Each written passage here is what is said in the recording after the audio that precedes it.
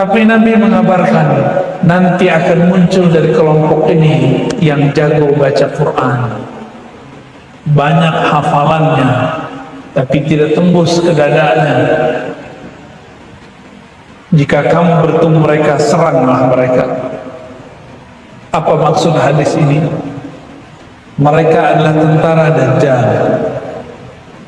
Maka tentara Dajjal itu, bahkan tentaranya tidak diizinkan dibunuh di masa Rasul, tapi diizinkan untuk diserang di zaman ini. Artinya apa? Perjuangan sekarang bahkan lebih berat daripada perjuangan di masa Rasulullah sallallahu alaihi wasallam.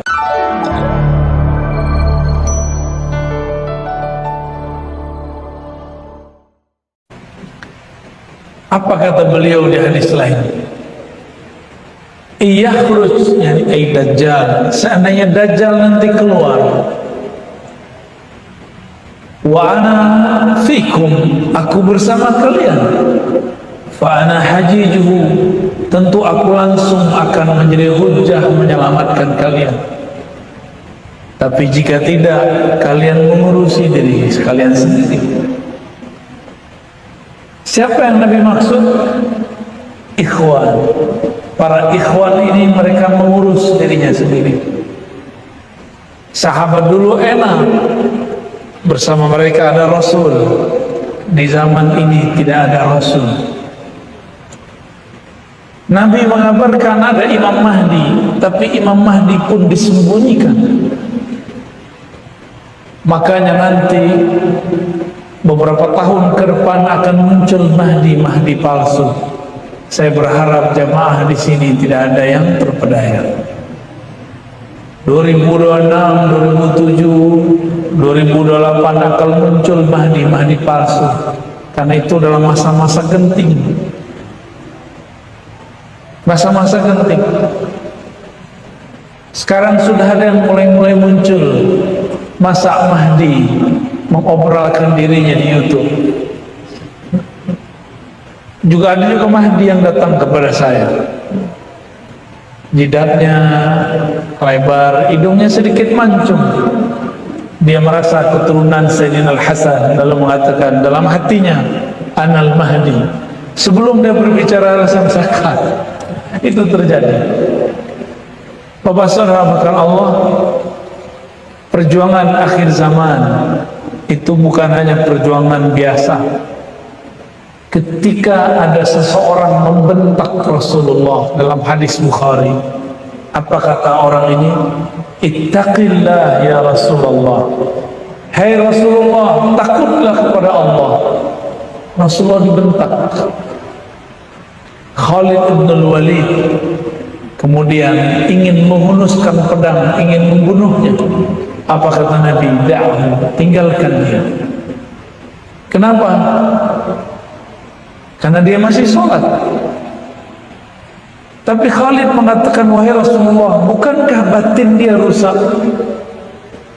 Nabi tahu, tapi Nabi mengatakan, Innilah Umar, aku tidak diperintahkan an unaqiba ma fi sudurin nas, untuk mengotak-atik isi hati orang.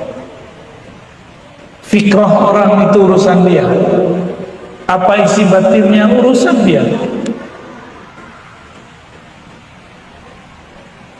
Tapi Nabi mengabarkan nanti akan muncul dari kelompok ini yang jago baca Quran, banyak hafalannya, tapi tidak tembus ke dadanya. Jika kamu bertemu mereka, seranglah mereka. Apa maksud hadis ini? Mereka adalah tentara Dajjal.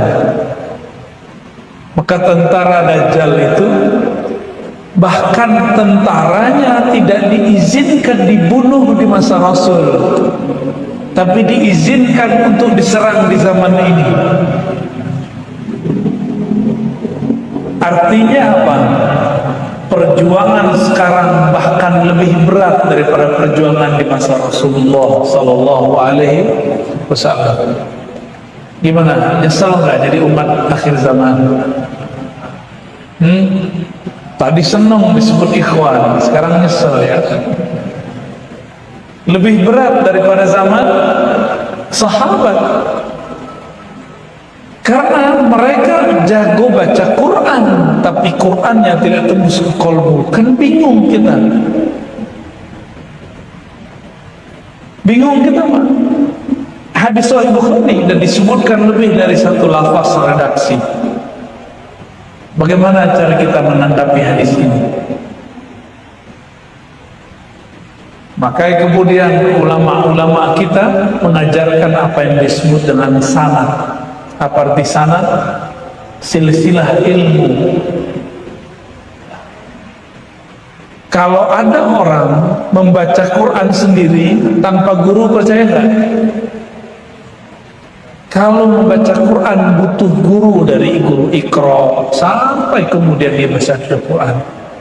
Apalagi ingin memahami isi Al-Quran, butuh seorang guru atau banyak guru. Maka jika hari ini mereka mengatakan tidak usah berguru, maka ini ada indikator. Tidak usah ikut kiai, syekh, tidak usah ikut imam. Saya curiga mereka adalah antek-anteknya Dajjal. Hati-hati Pak ya. Saya berulang-ulang mengatakan di mana-mana bahwa Imam Bukhari untuk dapat satu hadis, beliau mencarinya kepada seorang guru di Mekah. Ia tinggal di Uzbek, datang ke Mekah itu ribuan kilo, tapi dia tempuh cuma untuk dapat satu hadis dari murid Imam Syafi'i. Hadisnya pun kita sudah dengar, innamal a'malu binniyat, tapi dia tidak mau dapat hadis ini secara langsung, dia harus mendapatkan lewat guru. Maka Imam Bukhari menjaga faham ini sehingga gurunya lebih dari 1.700 orang. Tapi sekarang muncul orang-orang yang mengatakan mari baca Sahih Bukhari tanpa pakai guru.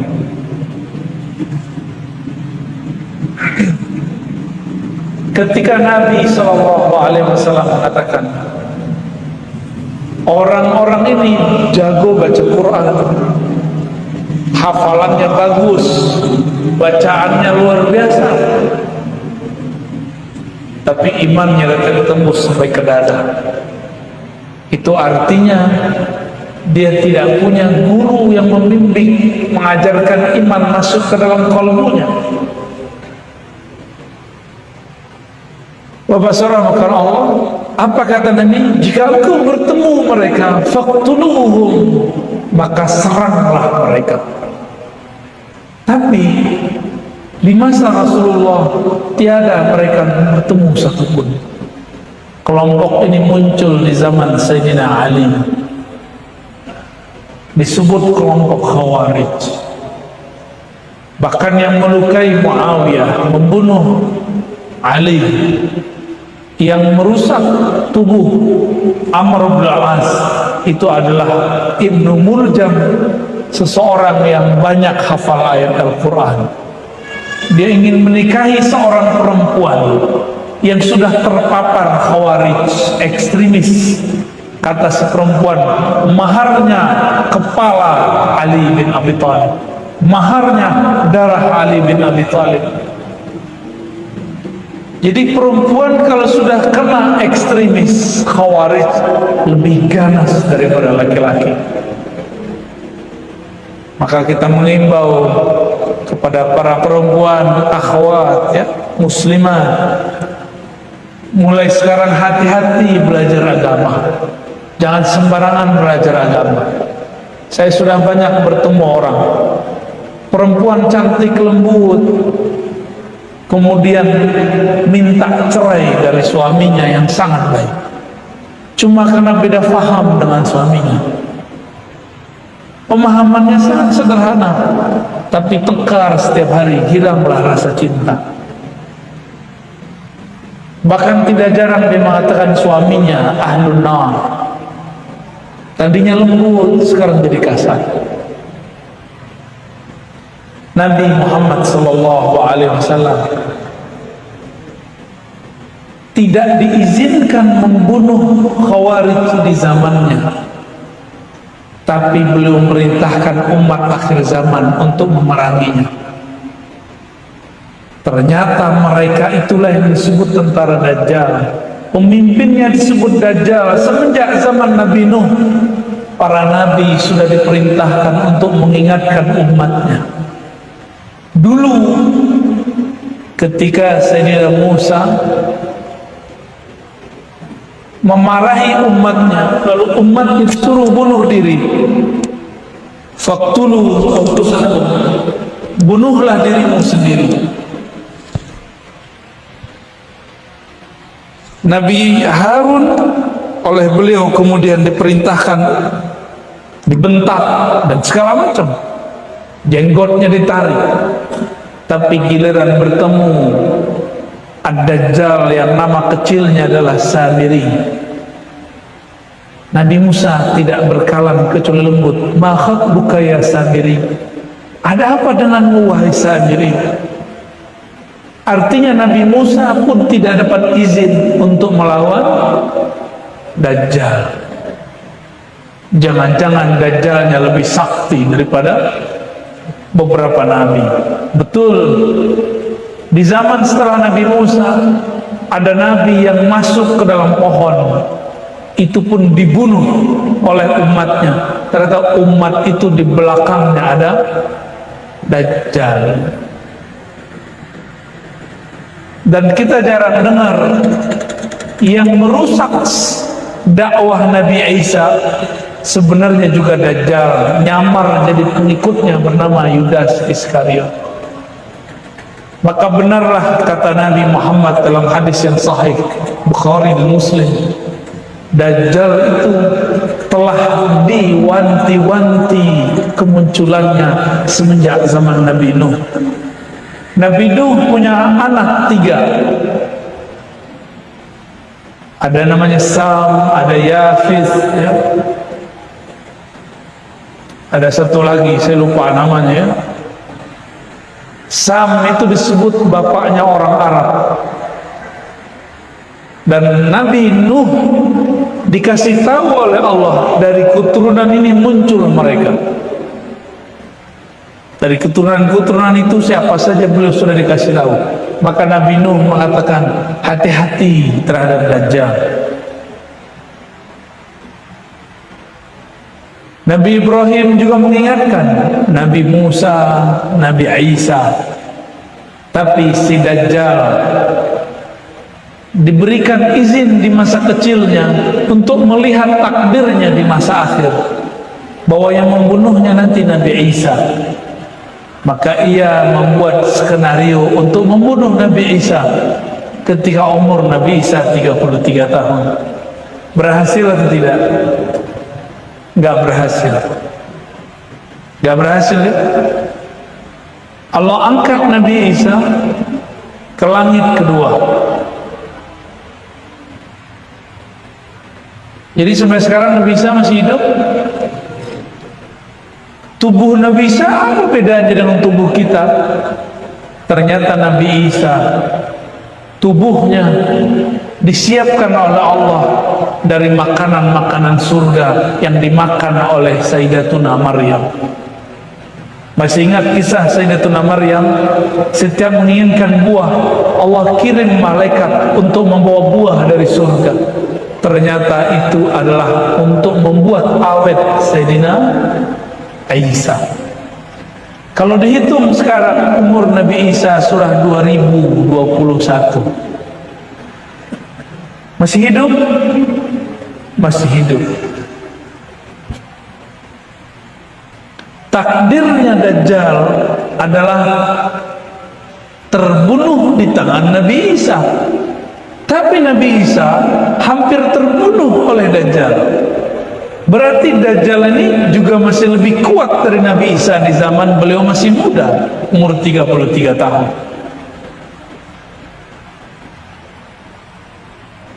Maka nanti imam yang kita tunggu-tunggu dan hadisnya sahih disebut Al-Imam Al-Mahdi.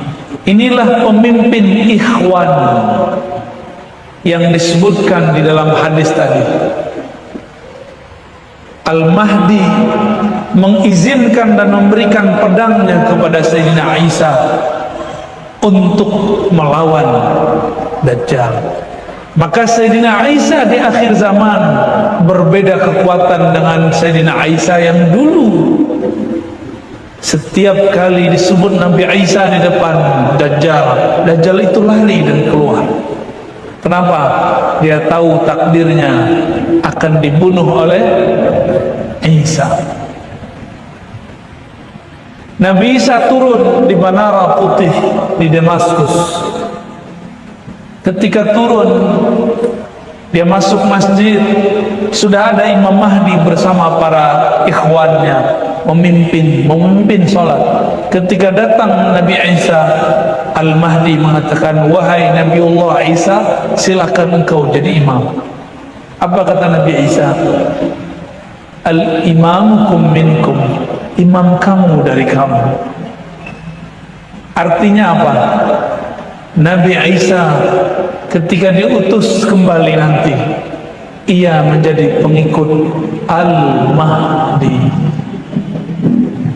Maka Nabi Isa nanti menjadi seorang wali, walaupun pernah menjadi nabi, cuma jabatan kenabian kerasulannya tidak berlaku. Yang berlaku hanya beliau sebagai seorang wali yang membersamai raja para wali, Sayyidina Al-Mahdi Khalifatullah. Apa maksud saya menceritakan ini? Imam Al-Hakim At-Tirmizi, ahli hadis juga ahli qalbu, mengatakan ada 12 nabi yang hadisnya sahih berdoa mengatakan, ya Rabb, jadikan kami nabi yang ikut berjuang di akhir zaman. Sayyidina Isa adalah salah satu nabinya. Doanya dimakbulkan.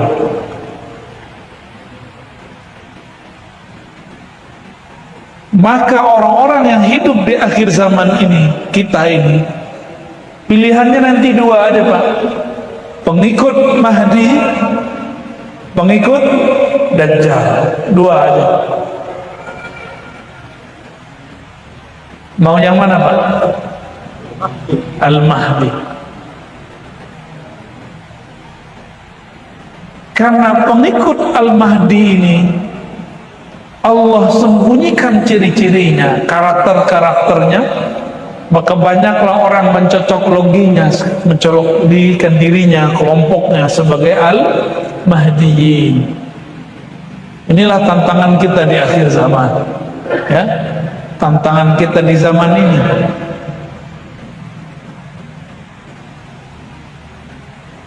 Nabi Isa, sebelum Nabi Isa ada Nabi Musa. Nabi Musa dulu mengatakan, ya Rabb, jadikan aku nabi akhir zaman. Apa kata Allah? Hai Musa, akhir zaman sudah ada nabinya, Muhammad sallallahu alaihi wasallam. Lalu Nabi Musa melihat perjuangan akhir zaman, bagaimana mulianya. Maka Nabi Musa berdoa, ya Rabb, kalau begitu cukup jadikan aku salah satu umat di akhir zaman. Selevel Nabi Musa yang bisa membelah laut dengan izin Allah, dia berdoa menjadi umat akhir zaman. Ini yang hadir ini pernah berdoa nggak dulu? Nggak ingat ya? Saya juga nggak ingat. Ya. Tapi kita ditakdirkan sekarang menjadi umat akhir zaman. Ini plus minus. Umat di akhir zaman itu plusnya disebut Rasulullah ikhwan, minusnya semua maksiat dari awal penciptaan Nabi Adam sampai akhir Nabi Muhammad dikumpulkan di zaman ini. Maka tiada maksiat di muka bumi dulu kecuali semua ada di akhir zaman. Dulu ada orang laki suka laki, sekarang ada nggak?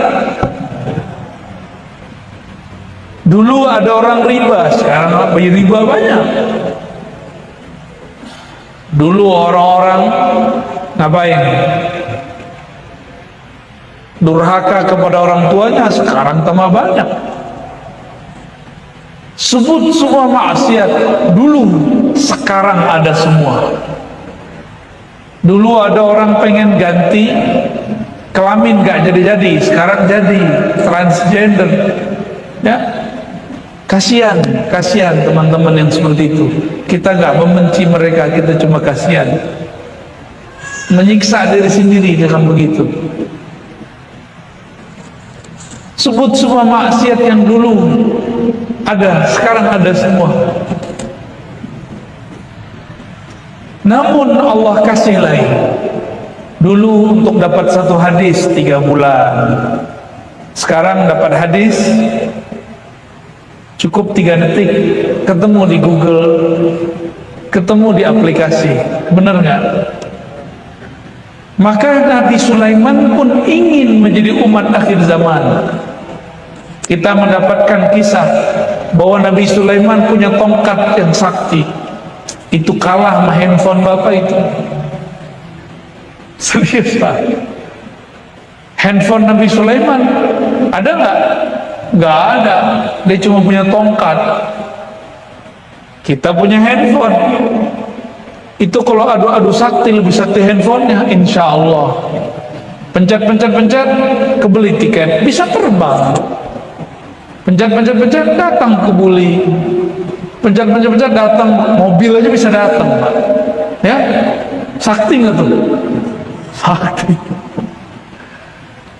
Jadi para nabi melihat bapak ini pegang handphone, itu melongo juga Pak sebenarnya.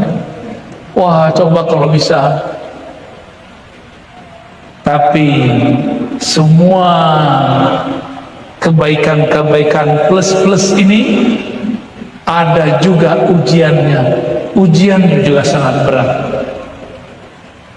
Selamat menjadi umat akhir zaman. Selamat berjuang nanti. Maka teman-teman, sahabat-sahabat karena Allah, pelajari kembali sirah Nabi.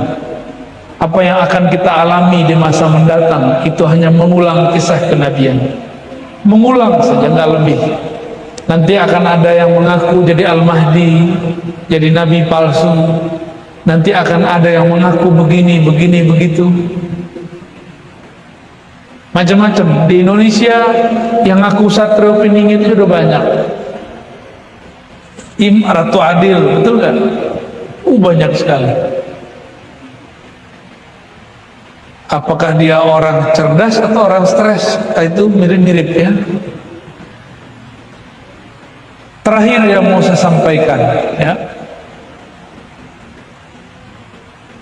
Nabi Muhammad sallallahu alaihi wasallam mengatakan, la taqumus sa'ah, tidak terjadi kiamat hatta la yuqalu fil ardi Allah.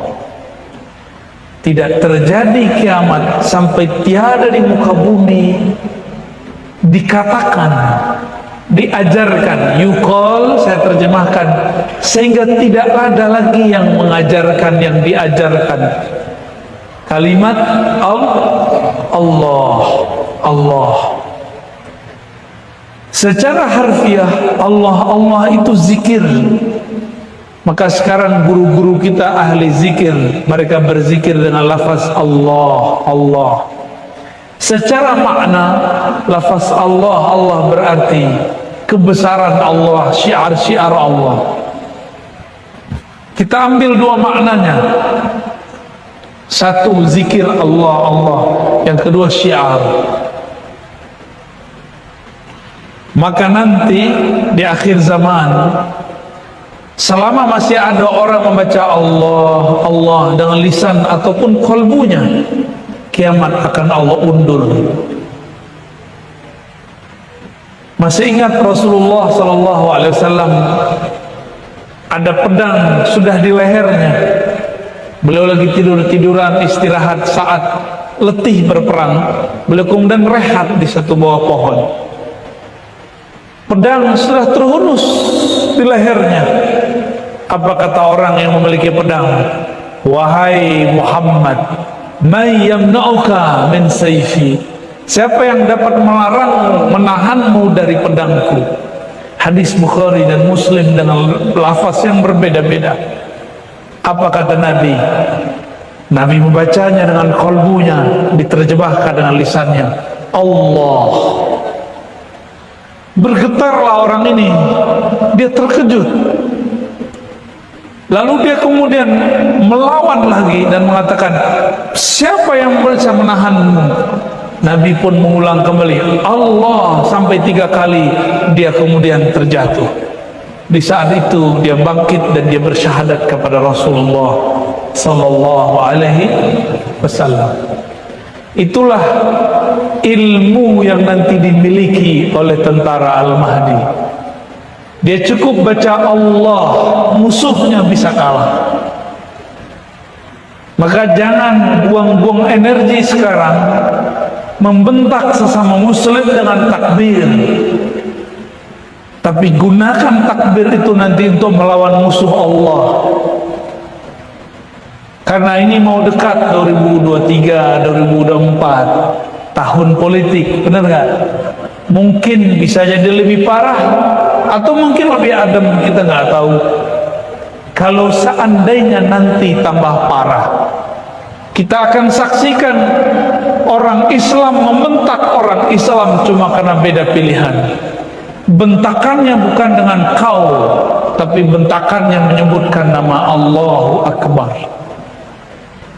Kalau itu terjadi nanti, maka siap-siap saja nama agung ini menjadi nggak sakral lagi, tapi kesakralan ini dijaga di kolbu ahli-ahlinya, yang mereka kalau sebut nama Allah bergetar kulitnya, bergetar kolbunya, berdiri bola bulu romanya, semuanya. Sahabat-sahabat yang melakukan Allah, teman-teman jemaah yang hadir, pesan saya cuma satu: cari ilmu zikir membaca nama Allah di kolbu. Insya Allah nanti dapat selamat di akhirat, dapat selamat di dunia, selamat di akhirat.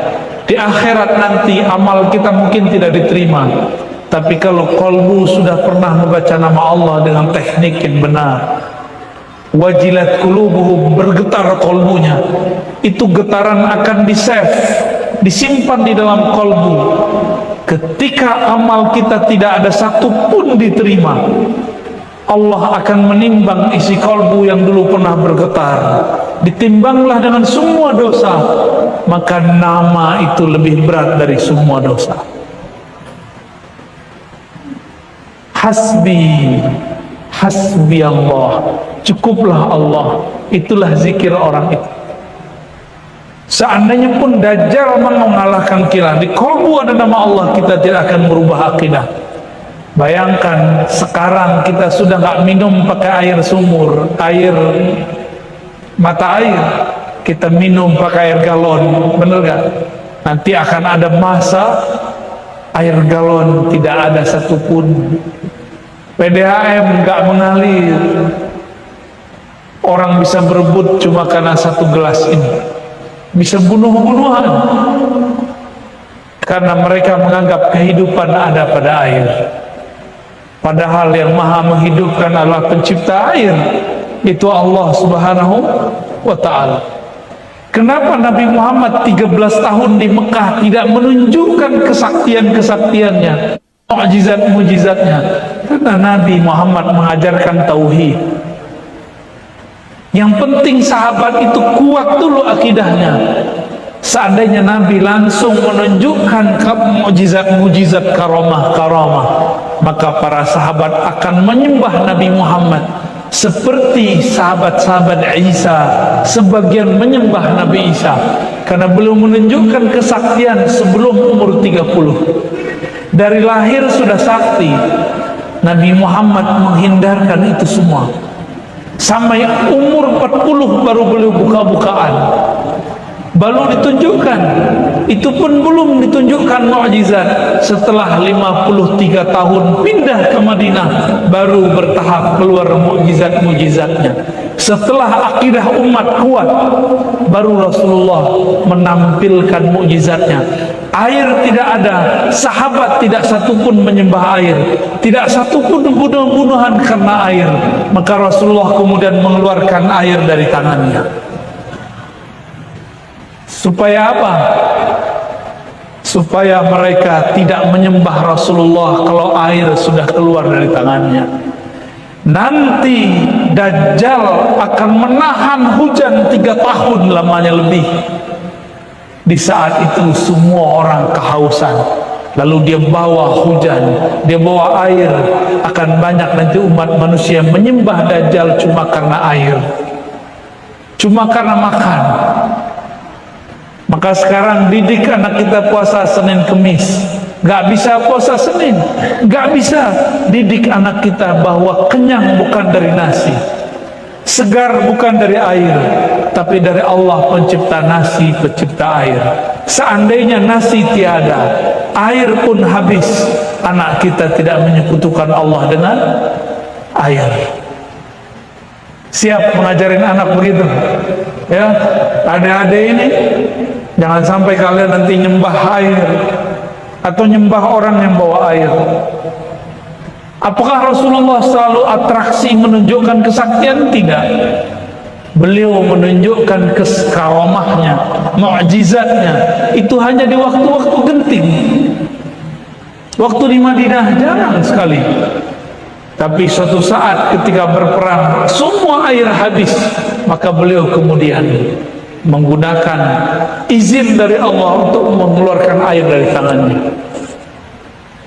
Pernah juga sekali di Madinah, sudah 3 hari Rasulullah dan sahabat kehabisan bahan makan, karena perang itu membuat miskin suatu negara. Nabi selesai perang, habislah semua perbendaharaan. Mereka tidak makan 3 hari 3 malam di Madinah. Lalu ada seorang sahabat menyimpan gandum, menyimpan kurma, dan mempunyai beberapa potongan daging, tapi hanya cukup untuk 3 atau 5 orang. Sahabat yang belum makan hampir 50 orang. Apa kata Nabi? Ya sudah, 5 orang masuk. Selesai langsung keluar, masuk lagi 5 orang. Berapa kali 5 tuh? 10 kali. Tapi nasinya tidak pernah habis. Itu terjadi dalam riwayat Imam Tirmizi. Sesekali beliau begitu, tidak sering-sering, Pak.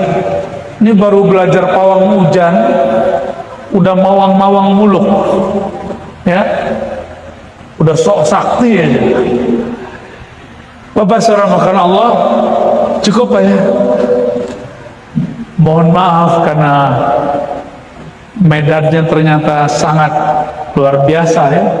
Keluar dari rumah saya langsung macet, nyampe di sini lebih macet lagi ya. Saya kira cuma Depok aja yang macet Pak, ternyata di sini macet. Saya bersyukur macet, berarti corona sudah bisa ditangani. Alhamdulillah. Gak tahu nanti gimana lagi ya. Yang penting sekarang alhamdulillah dulu Pak. Jadi jangan sebel kalau ada macet, berarti kehidupan kita sudah mulai normal. Jadi saya tadi bertasbih aja, alhamdulillah, alhamdulillah. Kita mikir beda, orang berdua ini udah cemas aja. Lu udah cemas. Tapi nyetirnya tetap tenang, alhamdulillah. Cuma udah kelusuk-kelusuk. Maunya mobilnya ada sayapnya. Sabar Pak, nanti di sorga mobil kita bersayap. Baik, lebih kurang itu yang dapat saya sampaikan tentang ikhwan yang Nabi sebut mengenai akhir zaman. Ini sangat penting sekali, supaya kita ngaji akhir zaman tidak cocok logi. Ngaji akhir zaman harus dengan hadis yang sahih, pemahaman yang tepat. Semoga Allah jadikan kita, keturunan kita sebagai pejuang-pejuang di akhir zaman yang memperjuangkan akidah yang sahih, akidah Nabi Muhammad sallallahu alaihi wasallam. Mohon maaf, habis ini saya harus ngisi lagi, ya, harus jalan lagi. Mungkin kita tidak perlu salam-salaman, cukup dengan qalbu. Assalamualaikum warahmatullahi wabarakatuh.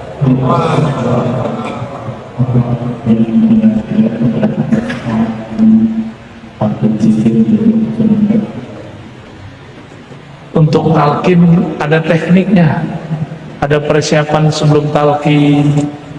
Kalau mau talqin dengan saya, zikir dulu 40 hari ya Hayyu ya Qayyum, supaya kolbunya siap ditalqin. Kalau enggak percuma ditalqin, ya. Cukup ya, doa aja. Astaghfirullahaladzim, astaghfirullah. Kita buka doa ini dengan baca surah Al-Fatihah. Semoga Allah membuka kolbu, Allah membuka pintu langit, Allah membuka arasnya untuk doa-doa kita semua. Al-Fatihah.